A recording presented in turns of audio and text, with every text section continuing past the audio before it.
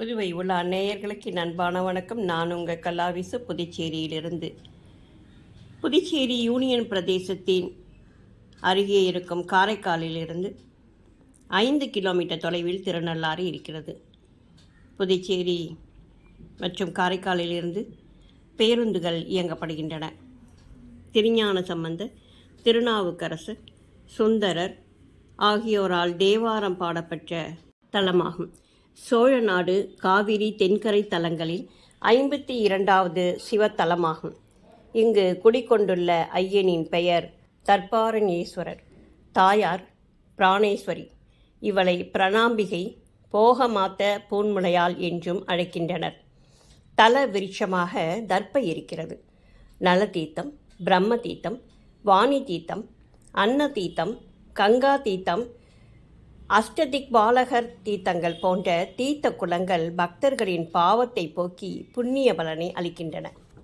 சுமார் 1500 ஆண்டுகளுக்கு முன்னதாக சோழர்கள் தமிழர் கட்டிடக்கலை வடிவமைத்தில் கட்டப்பட்ட கோவிலாகும் இது. இத்தலத்தில் சனீஸ்வரன் இறைவனை வணங்கி பேறு பெற்றார் என்பது ஐதீகம். அதனால் இத்தலத்தில் உள்ள சனீஸ்வரன் புகழ்பெற்று விளங்குகிறார். இத்தல சனீஸ்வரரை வணங்கினால் 7.5 சனி உள்ளிட்ட பல சனிகளின் பிரச்சனை தீரும். நல்ல தீர்த்தத்தில் நீராடி சனீஸ்வரரை தரிசனம் செய்து இறைவன் தர்பாரேணேஸ்வரரை வழிபட்டு பேறு பெறுகின்றனர் மக்கள். இங்கு வருபவர்கள் முதலில் நல தீர்த்தத்தில் நீராடி குளத்தின் நடுவில் இருக்கும் நல சக்கரவர்த்தி, தமயந்தி மற்றும் குழந்தைகளின் உருவச் சிலைகளை வணங்கி வழிபடுதல் வேண்டும்.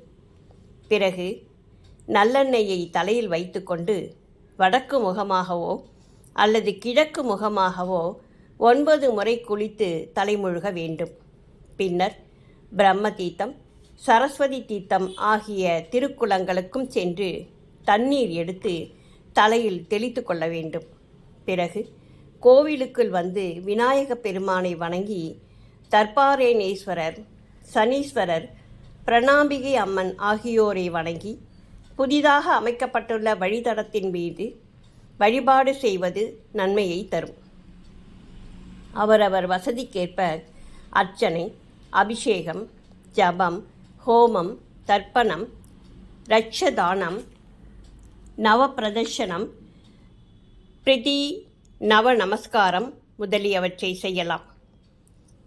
காலை மாலை 2 வேளைகளிலும் சனி பகவான் நவபிரதட்சணம் செய்வதும் பலன் தரும். திருநள்ளாறு சனீஸ்வர கோவிலுக்கு வரும் பக்தர்கள் ஒரு நாள் தங்கி இருந்து சுவாமியை வழிபடுவது நல்லது. பூமத்திய ரேகையில் சூரியனுடைய கதிர்வீச்சுகள் எப்படி அதிகமாக இருக்கிறதோ அதுபோல சனி கிரகத்தினுடைய நீள்வட்ட பாதையில் உச்சமான சனி கிரகத்தின் கதிர்வீச்சுகள் இங்கு இருப்பதால் அவை நமது உடலில் பட்டு நமக்கு நன்மையான பலன்களை நிச்சயம் கிடைக்கச் செய்யும்.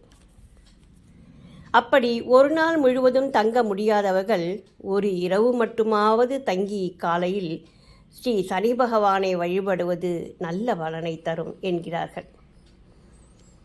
சனீஸ்வர பகவானுக்கு உகந்த எல்லை துணியில் முடிச்சாக கட்டி நல்லெண்ணெய் ஊற்றி தீபம் ஏற்றி வழிபடுவதற்கு தில தீபம் என்று பெயர்.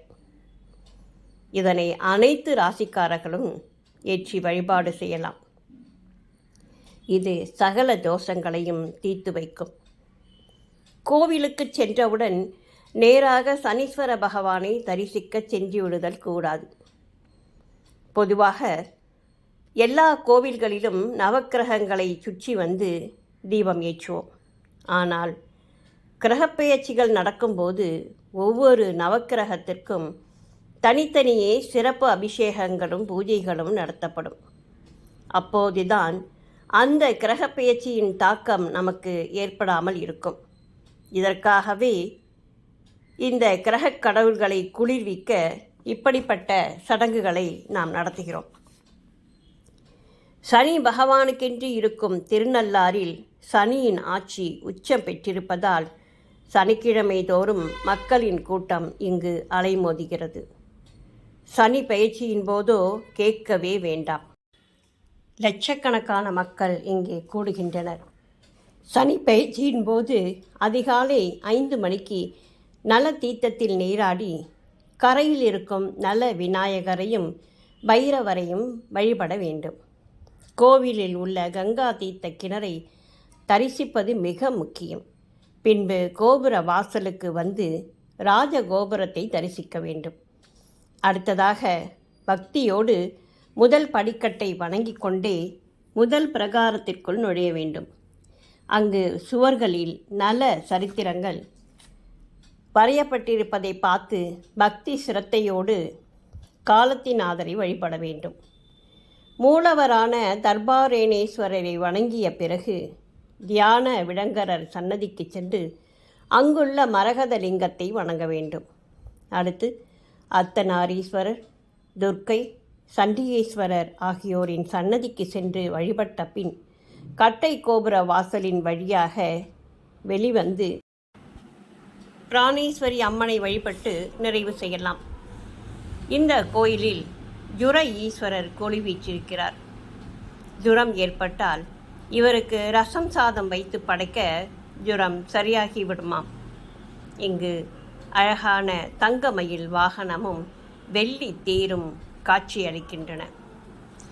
மனிதனுக்கு மட்டுமில்லாது உலகின் உயிர்கள் அனைத்திற்கும் படி அழைப்பவன் ஈசன். அவனை மனமுருகி வழிபட்டால் துன்பங்கள் விலகி இன்பத்தை அளித்து முக்தியை அளிப்பான் என்பது நிதர்சனம். ஆலய வழிபாடு வினைகளை தீர்த்து புண்ணியத்தை வாரி வழங்கும் தன்மை உடையது. அதனாலேயே நமது முன்னோர்கள் ஆலயம் தொழுவது சாலவும் நன்று என்று சொல்லியிருக்கிறார்கள். தீராத வினைகளை தீர்த்தருளும் சிவனின் இன்னொரு வடிவமாகிய சனீஸ்வர பெருமானை வணங்கி சங்கடங்களை தீர்ப்போம். வாருங்கள் திருநள்ளாருக்கு. நன்றி, வணக்கம்.